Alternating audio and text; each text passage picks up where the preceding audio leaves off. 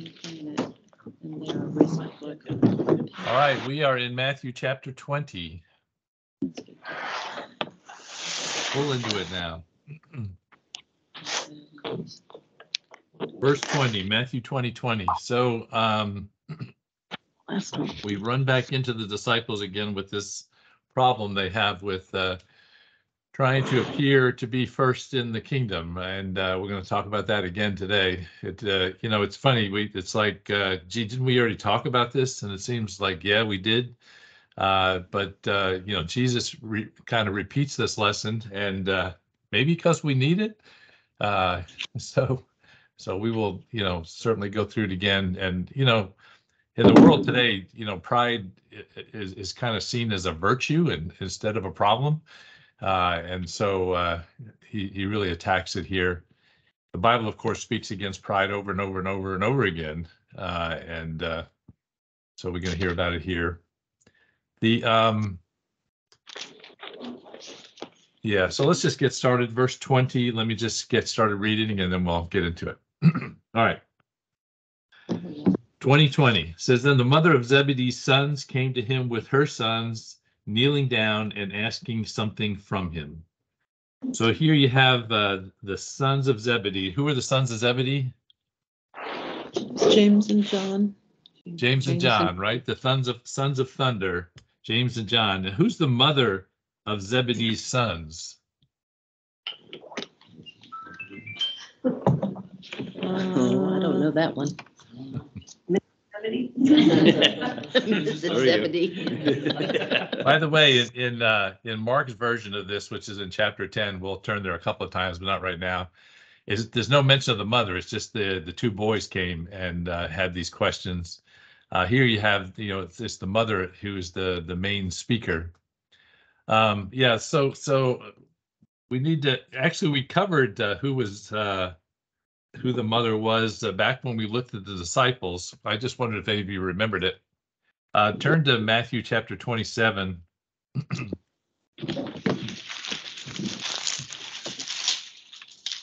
I didn't remember, so I wasn't really expecting anyone, but some of you guys have weird things that you keep in the back of your heads. Matthew 27, verse 56. Something like Mary Magdalene. Salome Was in the Chosen. It is 56. 27:56.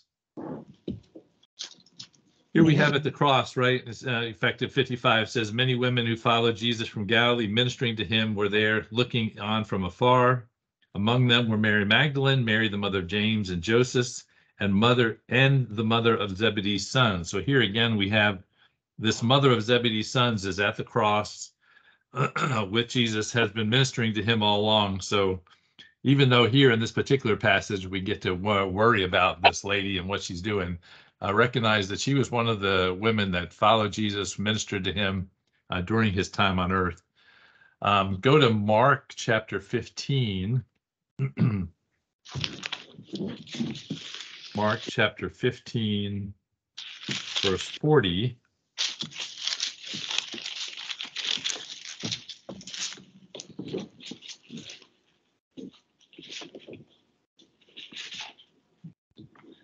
Right, 15:40. Mine says, there were also women looking on from afar. Among them were Mary Magdalene, Mary, the mother of James the Less, and Joseph, and Salome. Right, and I did hear Patty, you whisper that name. So this is her name. If you identify who the other ladies are that were mentioned in the previous passage, the only one left out is the mother of the Zebedee sons, and so her name is Salome. And then there's one other thing about her. If you go to John chapter 19, where it mentions these ladies.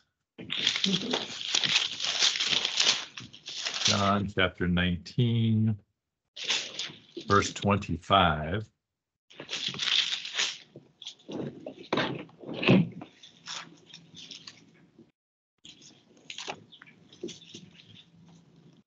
John 19:25. Mine says, now there stood by the cross of Jesus his mother's sister, Mary the wife of Clopas, and Mary Magdalene. Okay, now wait a minute. Who are all these people, right? So if you go back, and I'm not going to take you through the whole thing, but if you go back and figure out who's who on these lists together, the only one that could be the mother of Zebedee's sons is his mother's sister. Okay, so what you have here is that Zebedee's wife, who is the mother of James and John, is actually Mary, the mother of Jesus's sister. Okay, so this is Jesus's aunt, who is coming to him here now back in Matthew chapter 20. So James and John are Jesus's cousins. Now, I will say that there's some question around that verse, who exactly they're talking about there, but I would say a good 70% of the commentaries I looked at said that they went along with this thinking, that this is Jesus's aunt who's actually coming to him, who is the mother of Zebedee's sons. And by the way, the reason it's probably saying that this is the mother of Zebedee's sons is probably because Zebedee has died at this point. She's still around, and she is coming to speak to him at this point. So verse 20, the mother of Zebedee's sons came to him with her sons, kneeling down and asking something from him. So kneeling down in front of him, right? So that you have this, you have her kind of worshiping him, if you will, certainly begging him as she kneels down before him. Now, I do want you to, at this point, turn to Mark chapter 10 to see the parallel verse, because there's one other piece of information here about this meeting that makes it even a little bit more different. Mark chapter 10, verse 35.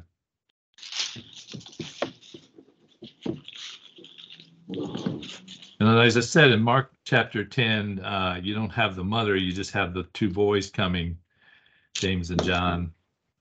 Mark 10:35. Look at the question they asked, though. It says, then James and John, the sons of Zebedee, came to him, saying, Teacher, we want you to do for us whatever we ask. Whoa, that's quite a question, right? Hey, whatever we ask you, will you agree ahead of time that you're going to do it for us, right? I mean, it obviously, they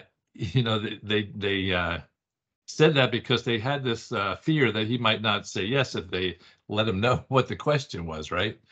The other thing is, it reminds me of Herod. Remember when Herod's niece, daughter, depending upon the family relationship, came and danced before him, and he said to her, I'll give you anything you want, right? Now that you've done this dance before, I'll give you up to half my kingdom. I'll give you anything you want. And I think that, and of course, that came about. Then we got John the Baptist's head. But it's the same kind of picture here. You have these guys come to him saying, well, you're a king. We want you to agree to give us whatever we ask for you. It's kind of a bizarre question. And then again, let's go back to Matthew. So assuming this is the mother, you notice it in verse 20, it says, kneeling down and asking something from him, right?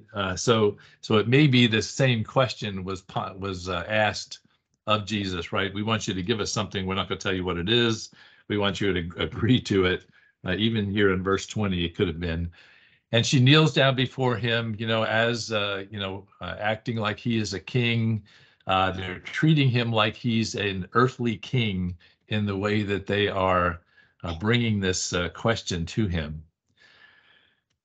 Anyway, so then in verse 20, he said to her, what do you wish? And she said to him, grant that these two sons of mine may sit one on your right hand and the other one on your left in your kingdom. Right? So you got her coming, what do you wish? Now, this question about, we want to have these positions, right? Go back to Matthew chapter 18. Back to Matthew chapter 18, right? We've had this kind of conversation with the disciples before. In Matthew 18, it says, And at that time, the disciples came to Jesus and said, "Who then is the greatest in the kingdom of heaven?" Right? And this is when, Jesus called the child to them. So we're dealing with the same question again. Who's the greatest? Who's going to sit in your right hand and your left hand? Right? Of course, the right hand and left hand, these are the seats of prestige, right? It wasn't but a couple of passages ago, Jesus has told them, right, that they're going to rule over the Jews. And I think that, Salome here and the boys are, all I can think of is these earthly thrones, and who's going to be sitting on them.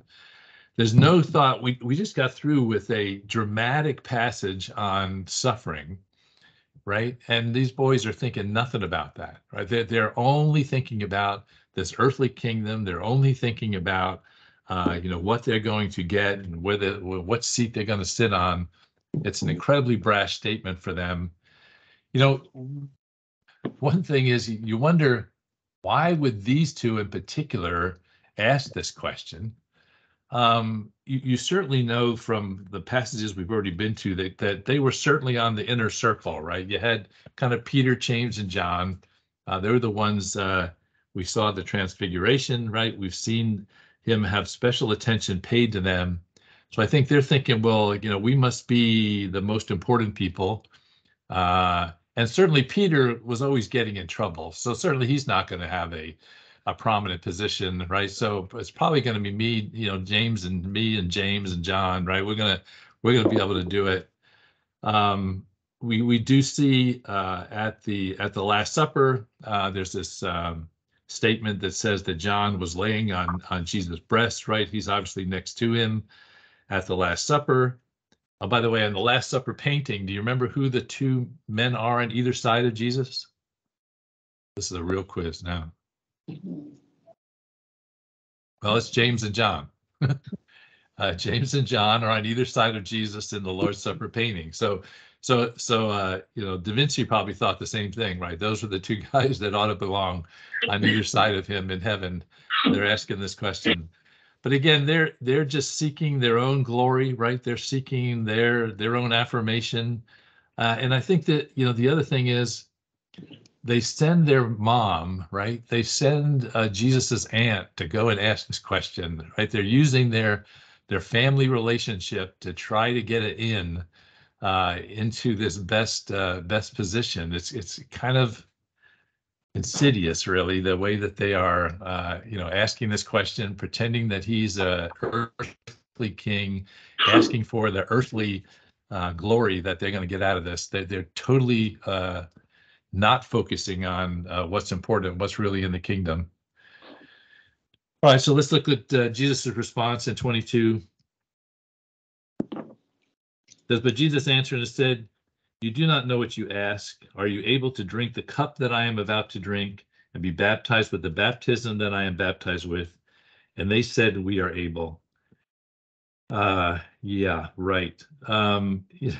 Jesus just, I think you got to see, I think, Jesus's compassion in this, his sadness, again, in the disciples asking this question again. And by the way, there's still one more time when they have this discussion. It's amazing that this discussion continues to come up. But he knows in his mind that the highest places in glory is going to be for the deepest suffering. And so he knows that if they really want the highest places in glory, they're really going to be setting themselves on the path to some very deep suffering. So that he asked them, "Are you willing to drink that cup? Are you willing to drink of the suffering that I just spoke about? I just spoke about intense, overwhelming suffering. Are you really willing to drink that? Are you really willing to drink the whole wrath of God?" We talked last time, again, about this suffering. I had a conversation with Zach Etheridge at church last Sunday, and we were talking about this passage, or about the passage last week, and he gave me this interesting analogy, which I really liked. It was, when we think about Noah and the flood, right? We realize that Noah came through the flood and was saved. He and his family were saved while the rest of humanity was killed, right? Noah came through the flood. But when we think about Jesus and the wrath to come, it's exactly the opposite. All of mankind is destroyed, and all of the wrath, excuse me, all of mankind is saved through Jesus. And all of the wrath is poured out on one man. Right. So in the beginning, we had this small family that is saved, and the wrath is poured out on the world. In the end, all that wrath of the world is poured out on one man. Right. The suffering is all poured out on one man. I just thought it was a good picture of that suffering and that wrath that is going to be poured out. And so this is what he's asking the disciples: are you willing to have that kind of wrath poured out on you? And of course, they're like, sure, that'll be fine, because they don't have a clue. They don't understand at all what he's talking about. And of course, we know, right? You see Peter later on at the, when Jesus says everybody's going to run away, he says, oh, not me, right? I'm going to be fine. And of course, he flees, all the disciples flees, and Jesus is left alone at the end. This excessive confidence that they have here, that they're going to be able to take on the suffering, and even when the first bit of it comes, they're out of the game, and they're not even experiencing anything like Jesus experiences in his suffering. All right, so look at 23. It says, then he said to them, you indeed will drink my cup and be baptized with the baptism that I am baptized with, but to sit on my right hand and my left hand is not mine to give, but is for those who is prepared by my Father. So he says here, you will indeed drink my cup. You will drink from my cup. You will have some suffering. You're not going to have the whole cup poured out on you as I will, but you will drink from that cup. You are going to have suffering. And of course, we know James was the first of the disciples to be killed very early on in the ministry. And John, of course, was died out in exile in Patmos, so they definitely had their share of suffering. All the disciples had their share of suffering. And so he wanted to make sure they understood that was certainly going to be true. They tasted it, but they didn't get all of it that he was going to get. And then he makes this interesting statement at the end, right? It's not mine to give, but it's for those who are prepared by my Father. So the right hand and the left hand, he's saying that is something that God has decided on already. God has prepared already. God has prepared in the future, in the past. Look at Matthew chapter 25 a minute.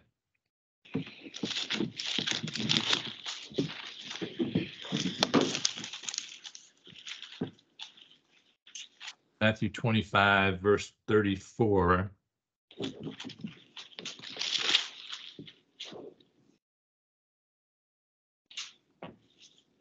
Well, we have here the judgment, an extensive passage on the judgment. If you look at 34, it says, then the king will say to those on his right hand, come, you blessed of my Father, inherit the kingdom prepared for you from the foundation of the world. Right. So this kingdom, these, having a place in the kingdom is prepared before the foundation of the world. And certainly the positions in that kingdom are prepared by God before. And look all the way down at the other end, right? Verse 46, and these will go away into everlasting punishment, but the righteous into eternal life, right? So all of that has been decided by God, who's going to not only who's going to get into the kingdom, but also, what are the seats that people will have once they get into the kingdom. It's all been prepared. It's not something that's going to be determined now by what you do or what you say or whose mother comes to talk to me, right? This is all something that's been laid down from eternity. And then verse 24 says, then that when the 10 heard it, they were greatly displeased with the two brothers. So here you have the rest of the disciples. They've heard what what James and John have done, that, his mother has come and talked to Jesus about this, and they're displeased.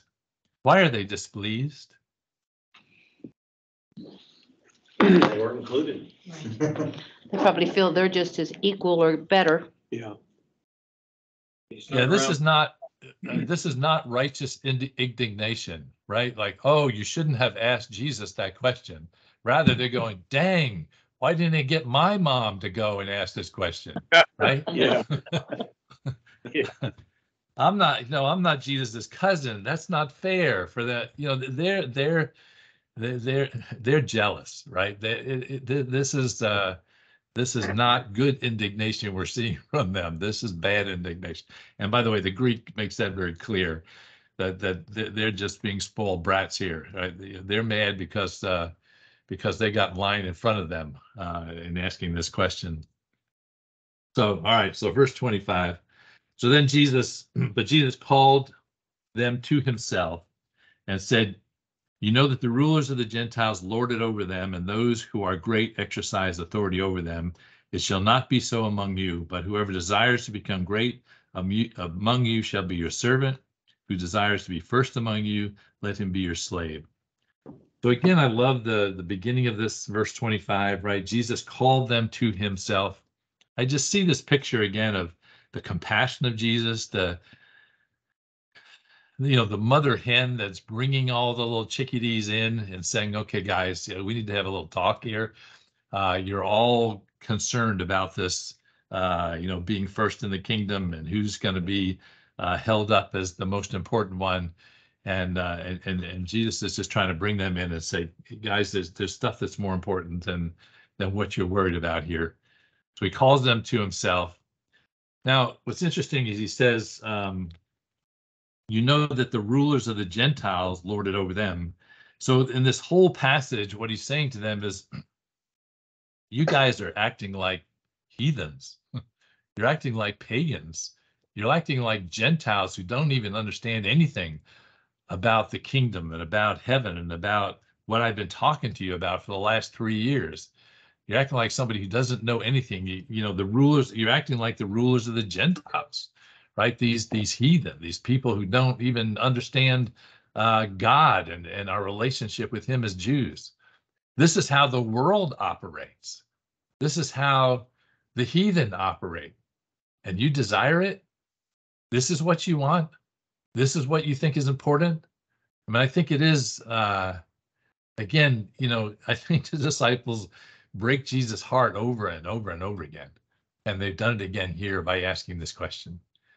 Now, unfortunately, we're just like them.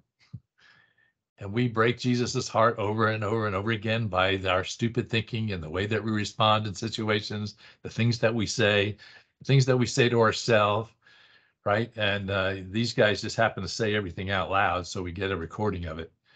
Them saying, I really want to have that highest position. I really want everyone to look on me and think that I'm great. We say those things in different ways ourselves. I want to make sure everybody knows who I am. Everybody knows I'm important. Yeah. Okay. Go to John a minute. John chapter 18.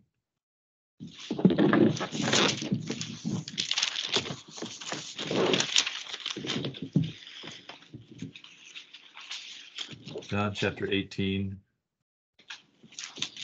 We have here in John 18 at the end, verse 36, we have the conversation between Pilate and Jesus. And Pilate is questioning him about him being a king. In verse 36, Jesus says, my kingdom is not of this world. If my kingdom were of this world, my servants would fight so that I should not be delivered to the Jews, but now my kingdom is not from here. So Jesus is trying to explain to Pilate that this is a different kind of kingdom. It's not of this world. And it's a king that operates with a different set of rules, a different set of principles, right? And this is what the disciples are messed up about. They're thinking about this kingdom as a kingdom of this world. And Jesus is trying to get across to them that this is a different kind of kingdom. One of the commentaries had a quote in it that said that the great men in the kingdom are not sitting on lesser men. They're bearing lesser men on their backs. Let me say that again. that great men in the kingdom are not sitting on or standing on lesser men. They're bearing lesser men on their backs, right? They're helping lesser men up. You can put the poor in there, right? Great men are not standing on the poor. They're the poor are on their backs, right? They're helping other people move forward. They're at the bottom of the pyramid, not the top of the pyramid in the kingdom. And again, the disciples are all about the top of the pyramid. And he's trying to say to them, don't seek this like the world seeks this. Don't seek greatness like the world seeks greatness. So then in 27 and 28, which we just read, right?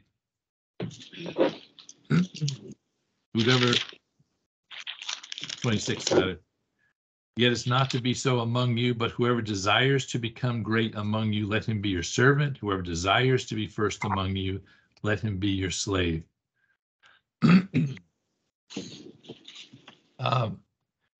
Excuse me.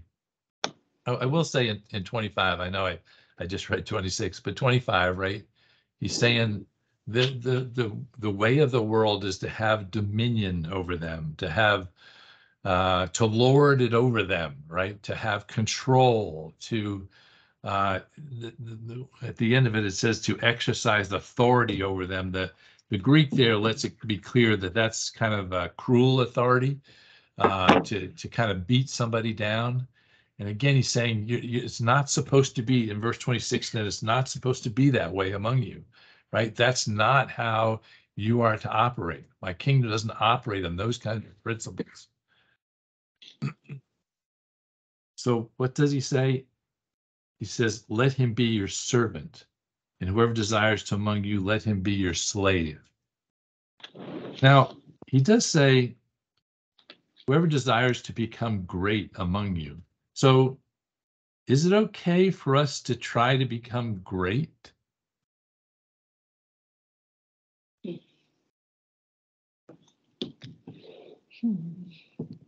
Trying, or intentionally trying to become great is probably not our call. Not so.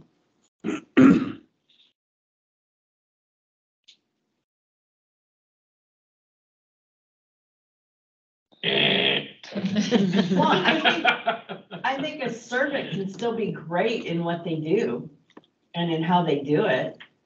Depends on the attitude of the heart. You know, Let to me- do excellence. It's Yeah, the motive. Go ahead. I just said it's the motive of why you want to be great. And what does being great mean? Right? Right. It's like not bringing the greatness to yourself, but for what you were doing.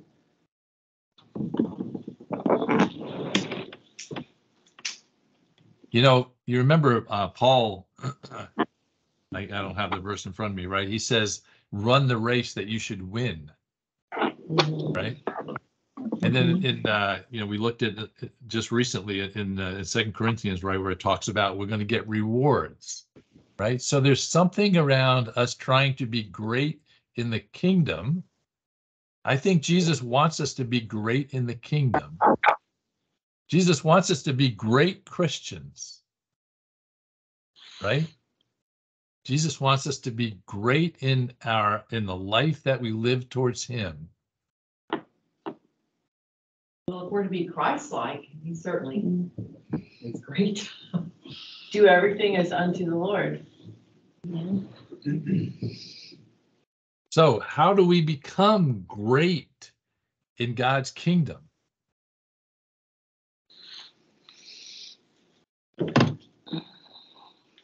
By humbly serving, following Christ. Following best Jesus, we can. following his, And this is what it says here, right? If you want to become great, right? Verse 26 and 27, whoever desires to become great among you, let him be your servant. Whoever desires to be first among you, let him be your slave. So It always goes- practically, go ahead. Attitude. I didn't hear you, Patty. Say it again. It always goes back to the Beatitudes. Yeah. Right. It goes back to, again, flip back a couple pages to Matthew 18. right? When they asked the same daggum question, look it down in verse 4, right? 18:4. Therefore, whoever humbles himself as a little child is the greatest in the kingdom of heaven. He's already answered this question. You want to be great? Humble yourself like a little child. Here, he uses the word be a servant, be a slave, humble yourself. Go back to the Beatitudes, as Patty said. Poor in spirit, mourning over your sin, all those things. You want to be great in his kingdom? And as you know, as Curtis said earlier, right? There's something about motive here that's really important, right? Is it about selfishness or selflessness? Is it about him or is it about you? Is it about his kingdom or about your kingdom? And, you know, God lays out a path, and that path includes servanthood, slavery, suffering, sacrifice. You want to be great in his kingdom? Servanthood, slavery, sacrifice, suffering. That's the path. Hey, Rich. Yeah. I think sometimes even in church, it's real easy to compare ourselves to other Christians and to think, we have this thing of who's the, kind of who's a better Christian, some, people we may look up to or think that they're these great Christians. And, it's easy to do that, which is so opposite of what, Christ taught and what you're teaching too. So I know some people get it's easy to run down in your walk because you think that somebody else is doing such a better job, that they're such a better Christian, or they're doing all these things that may be more visible. But, what's really important is probably what's not seen by everybody. So I don't know. No, I think we're all going to be shocked when we get to heaven and we see who's up front and who's in the back. Yeah. I mean, I know I'm going to be in the back, but I think we can be surprised by who we see is up front. This is why I always, I just know it's really easy, to get in that comparison game as Christians and not, focus on our own relationship with Christ, our own walk, and not trying to compare ourselves to others. Right. And at the same time, we should be growing, right? We should be trying to do better. We should be trying to be great, right? In the proper way, in that relationship, again, it's about him, it's about his kingdom, trying to be great in his kingdom, not so we get any kind of earthly reward or recognition, to your point, Hugh, right? It is not about the earthly recognition or reward. It's not so that someone can say, wow, what an amazing Christian that is. That's not the point at all. All right. All right, verse 28 then. So verse 28 says, was there something else there? No, okay. Verse 28, just as the Son of Man did not come to be served, but to serve and to give his life a ransom for many. So just as, so he's given us an example here. He's given us the prime example, the super example, right? And that example being Jesus, who came to serve and not be served. Turn to Philippians chapter 2, to a verse you know well, but it gives us a great picture of this in Philippians chapter 2, verse 5.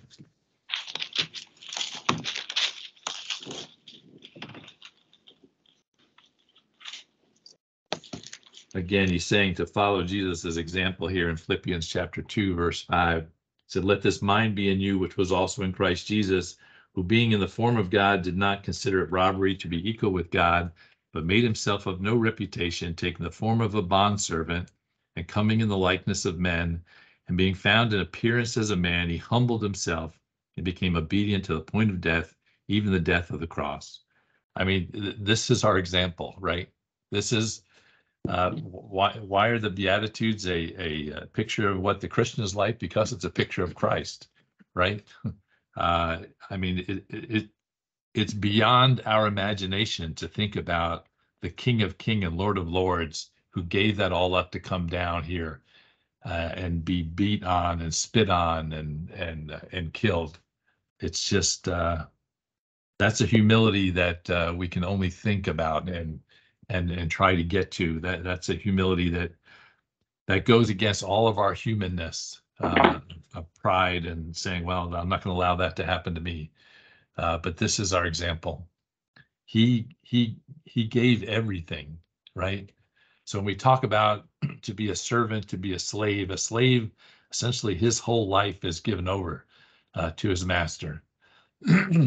And he's asking us to do that willingly because he did it willingly. He gave his life.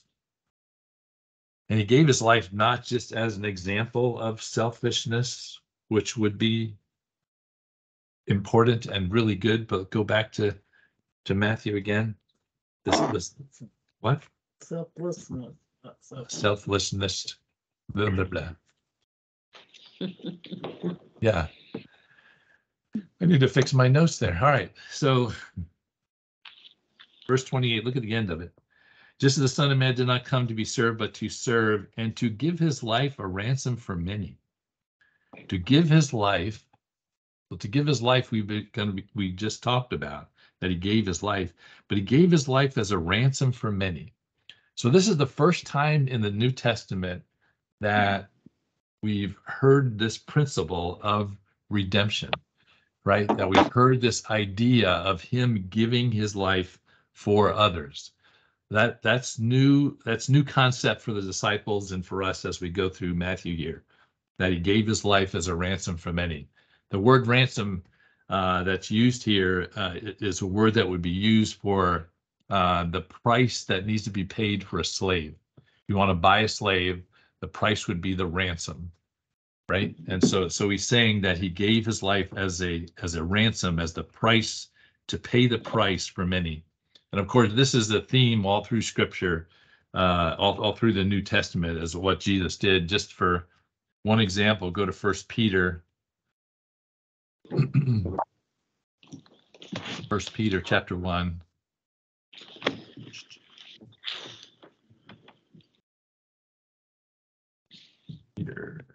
Peter. You know Peter's in here. In this new Bible, I can't find anything. I always think that books are in the wrong order. You know, it should be Peter, James, and John, but it comes out James, Peter. I don't understand that. Why would they do such a thing? Anyway, 1 Peter chapter 1, verse 17. Says, and if you call on the Father who without partiality judges according to each one's work, conduct yourselves throughout your time of your stay here in fear, knowing that you were not redeemed with corruptible things like silver or gold from your aimless conduct, received by tradition of your fathers, but with the precious blood of Christ, as of a lamb without blemish and without spot. Right? So this whole idea of Jesus being the lamb, that his blood was shed for us. Again, this is the first time we see it here in Matthew chapter 20, verse 28. To give his life as a ransom for many. The word for there could be translated in exchange for, right? In exchange for many. The other thing just to wrap up, go to Romans chapter 5. We're going to talk a lot more about this principle later on as we get into wrapping up Matthew, but it's such an important principle we can't just lightly skim over. So Romans chapter 5 has a lot to say about it. Let me just give you a couple of pieces. Romans chapter 5, verse 12.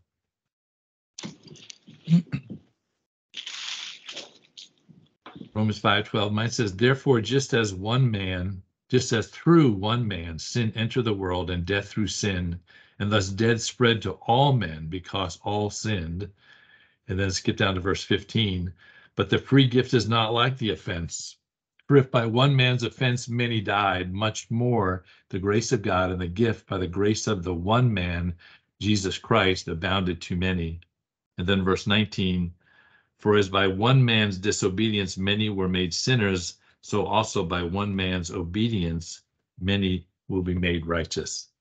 So this incredible picture of redemption is the key to all of our lives in Christ, because he died for us.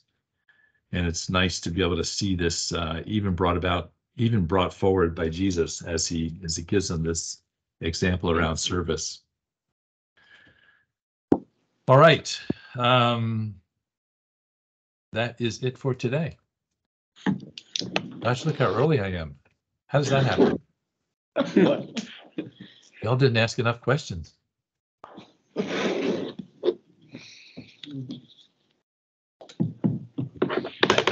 I'm constantly amazed at the disciples that they keep focusing on this question, and so it just keeps bringing back to my mind, if the disciples are like this and Jesus is continuing to having to address it, it must mean that we're like this, and Jesus is continuing to having to address this because we are falling into the same trap. So even if we don't think we're like this, we need to look a little deeper. Because I think Jesus is repeating this over and over and over, because it's a problem that we have in our own lives. And maybe it's not in the same way. It's not about asking who's going to be in the kingdom, but it is in the way, that Hugh talked about, as we think about ourselves and other Christians, and are we better than them? Are we lesser than them? And getting in that conversation in our head, which is totally irrelevant, because we're thinking about a different kind of kingdom. We're thinking about this earthly kingdom and comparing ourselves to somebody else in the physical church here, rather than in the heavenly kingdom, which is the real focus that Jesus is trying to get across to us. All right, anything else on this?